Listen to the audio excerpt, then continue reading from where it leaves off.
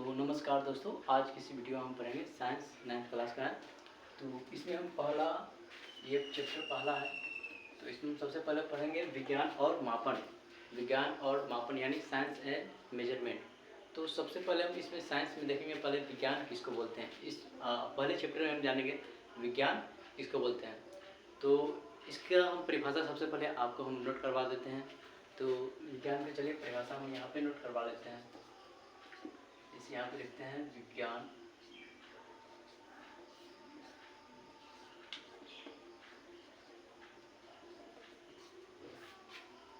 विज्ञान किसको बोलते हैं, ये क्या है, हेडलाइनिंग है। विज्ञान सावधानी पूर्वक और क्रमबद्ध तरीकों से किए गए प्रयोगों और परीक्षणों द्वारा जो हमको ज्ञान प्राप्त होता है उसको क्या बोलते हैं, विज्ञान बोलते हैं। तो आप इसको नोट कर लीजिए, हम इसको परिभाषित कर देते हैं यहाँ पे। सावधानी पूर्वक और क्रमबद्ध तरीकों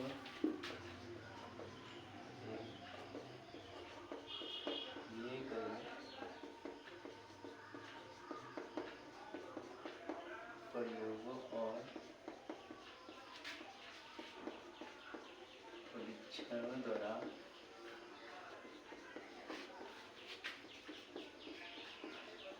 प्राप्त ज्ञान को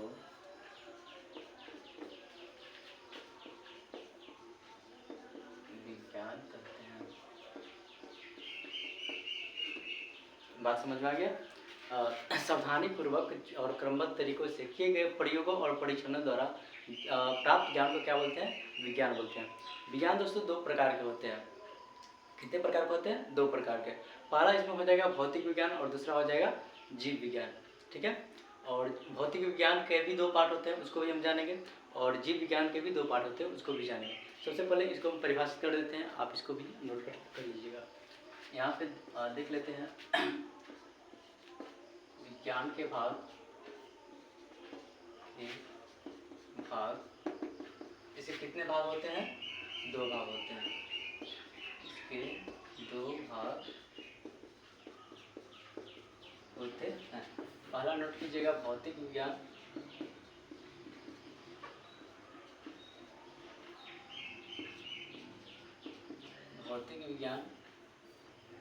और दूसरा हो जाएगा जीव विज्ञान।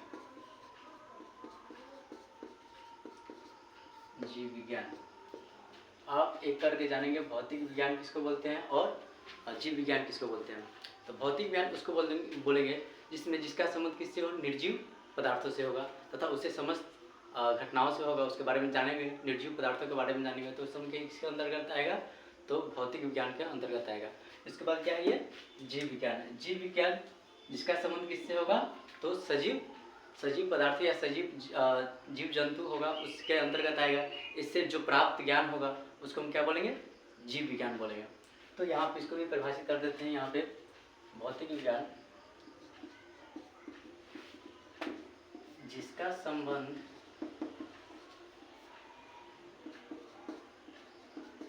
निर्जीव पदार्थों एवं उनसे संबंधित घटनाओं का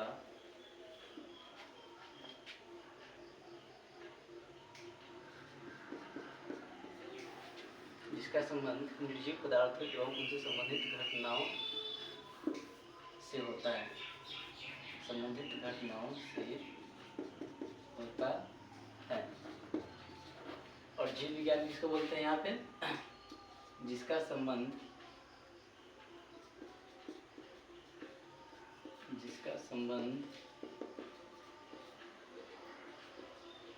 सजीव पेड़ पौधों या जीव जंतु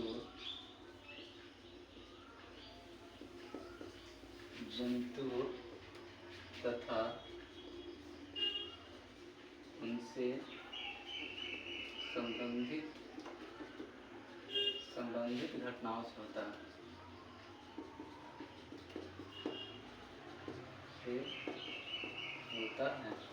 उसको क्या बोलते हैं? जीव विज्ञान बोलते हैं।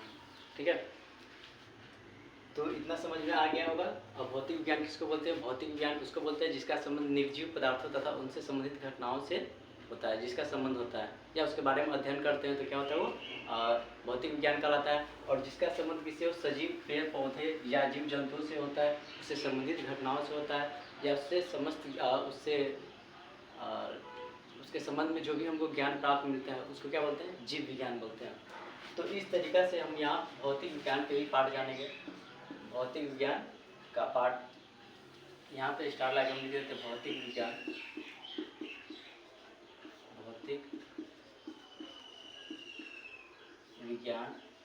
के भेद। आगे से लिखना है, इसके दो भेद होते हैं, इसके दो भेद होते हैं। पहला इसमें आ जाएगा भौतिकी और दूसरा रसायन शास्त्र या रसायन विज्ञान।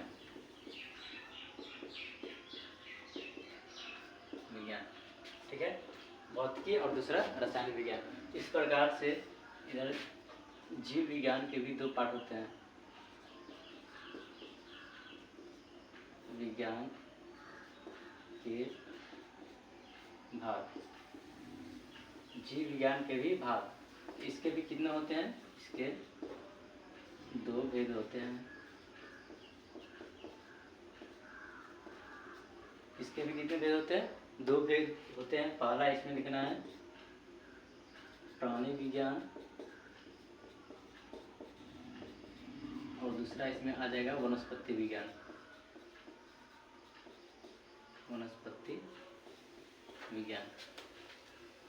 इतना ये 9th क्लास में सबसे पहले इसको इतना ही जानना हमको सबसे ज़रूरी है।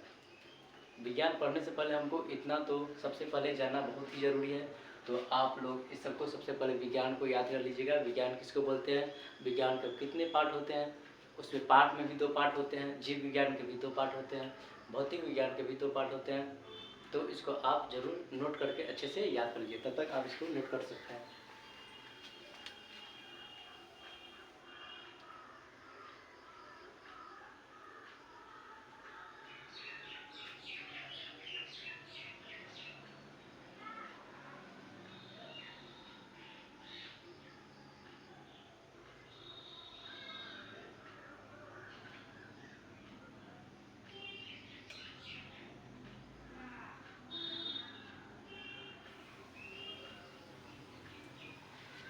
चलिए, तो अगला टॉपिक हम इसमें पढ़ेंगे, मापन किसको बोलते हैं। ठीक है, मापन किसको बोलते हैं यानी मेजरमेंट किसको बोलते हैं। तो यहाँ पे जगह खाली नहीं, इसको हम हटाकर इसके बाद अगला टॉपिक हम मेजरमेंट को समझाने की कोशिश करते हैं ताकि आपको अच्छे से समझ में आए। ठीक है, तो पहले हम बोर्ड को क्लीन कर लेते हैं।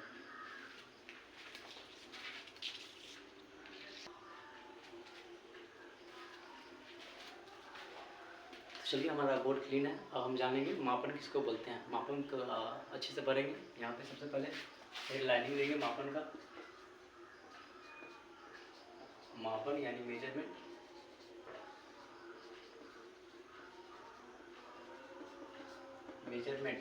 दोस्तों, मापन हम किसको बोलेंगे?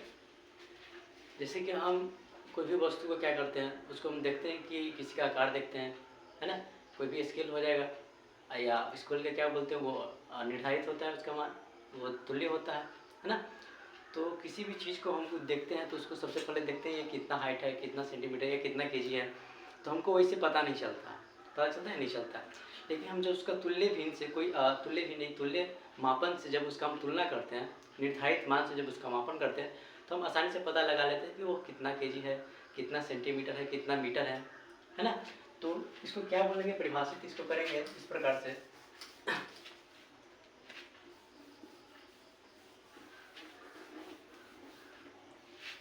जैसे हो गया,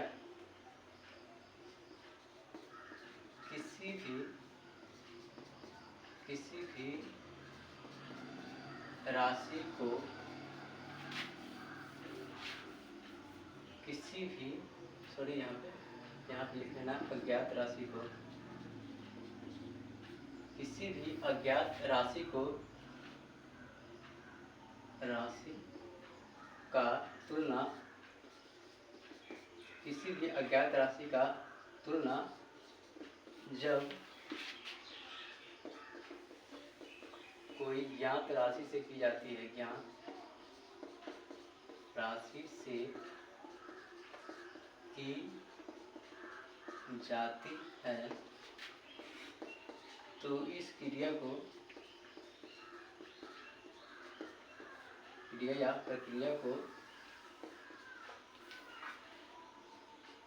मापन कहते हैं।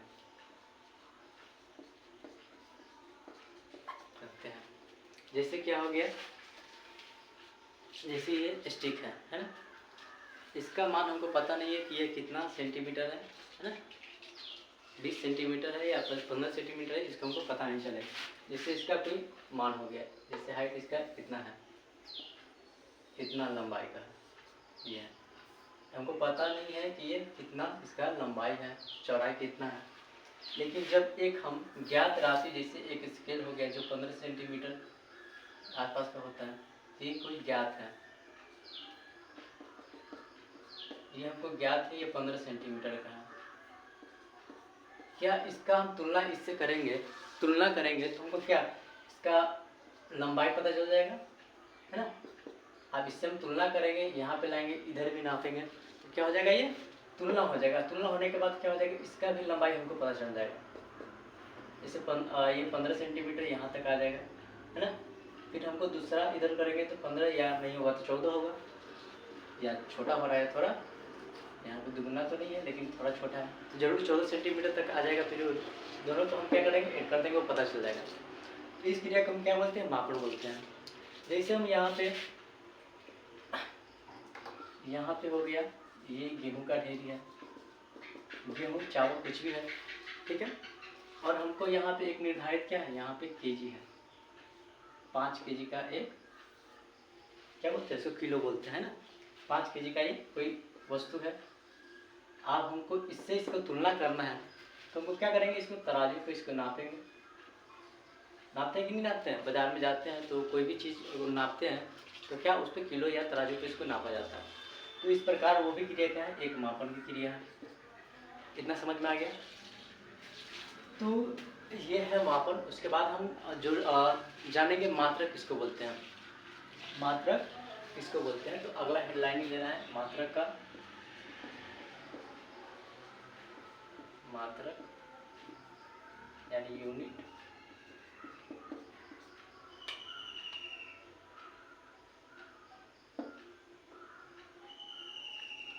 चलो ये मात्रक हो गया। मात्रक हम जानेंगे, किसी भी राशि को हम जब मापते हैं तो कोई हम मानक माप की जरूरत होती है। क्या होती है, मानक मापों की जरूरत होती है, जिसको हम उस राशि का क्या बोलते हैं, मात्रक बोलते हैं। जैसे यहाँ पे क्या हो गया, यहाँ परिभाषित प्रदान कर देते हैं, किसी भी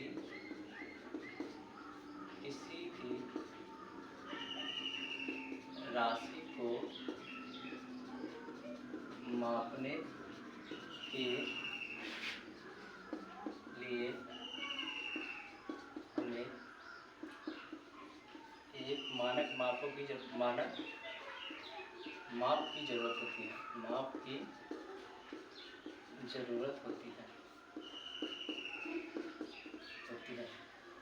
जिससे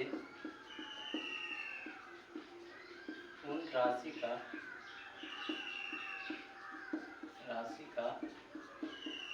मात्रक कहा जाता है, जिससे उस राशि का क्या बोला जाता है, मात्रक माना जाता है, कहा जाता है। तो इसके बाद हम अगला टॉपिक हम देख लेते हैं। अगला टॉपिक क्या है, इतना है, मात्रक किसको बोलते हैं। जैसे कि कोई भी राशि को हम मापते हैं तो वहाँ पे, जैसे यहाँ पे हम कोई वस्तु रख दिए, इसका हमको द्रव्यमान निकालना है। तो हमको पता नहीं चलेगा कि कितना का है, लेकिन हम इसका जब तुलना करेंगे, मापन की क्रिया करेंगे, तभी हम उसका पता चलेगा कि कितना है ना। तो यहाँ पे मान लीजिए तुलना करेंगे 5 केजी से, तो हमको बारीकी से पता चल जाएगा या 15 केजी है या 2 केजी है या 8 केजी है। तो मान लीजिए यहाँ पे मापने के बाद इसको पता चलता है 10 केजी है, 10। तो यहाँ पे जब हम इसका द्रव्यमान में केजी यूनिट नहीं लगाएंगे तो पता नहीं चलेगा कि क्या है, 10 केजी है। अब मान लीजिए यहाँ पे हम 10 दे देंगे और सीधा बोलेंगे कि क्या है, तो ये तो एक संख्या है कि नहीं, ये संख्या है। तो यहाँ पे मान लीजिए यदि हम एल लगा दिए, लीटर लगा दिए, तो क्या हो जाएगा, हमको पता चल जाएगा कि क्या है, कोई द्रव्य है ना, या तेल हो सकता है या पानी हो सकता है, कुछ भी हो सकता है ना। इस प्रकार से हम क्या इसको समझेंगे कि मात्रक है, ठीक है। तो इसको भी आप नोट कर सकते हैं। अब अगला टॉपिक हम दे देते हैं भौतिक राशियाँ। भौतिक राशि,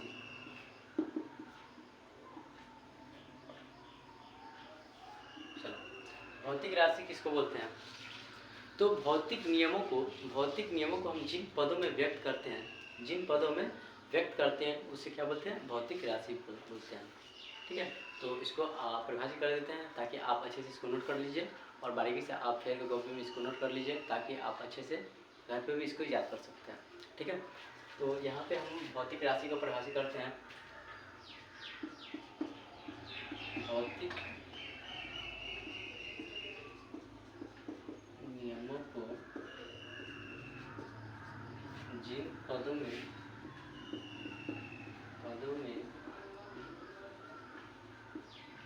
व्यक्त किया जाता है उसे भौतिक राशि कहते हैं। भौतिक राशि कहते हैं। तो इसके बाद भौतिक राशि हम जान गए, भौतिक नियमों को जिन पदों में व्यक्त किया जाता है उसे क्या बोलते हैं, भौतिक राशि बोलते हैं। और भौतिक राशि के भी 2 पार्ट होते हैं।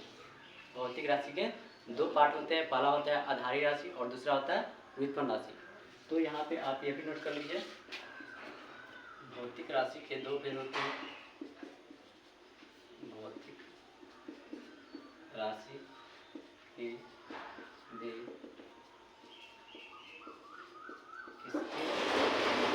भेद है, पहला हो जाएगा आधारी राशि और दूसरा व्युत्पन्न राशि।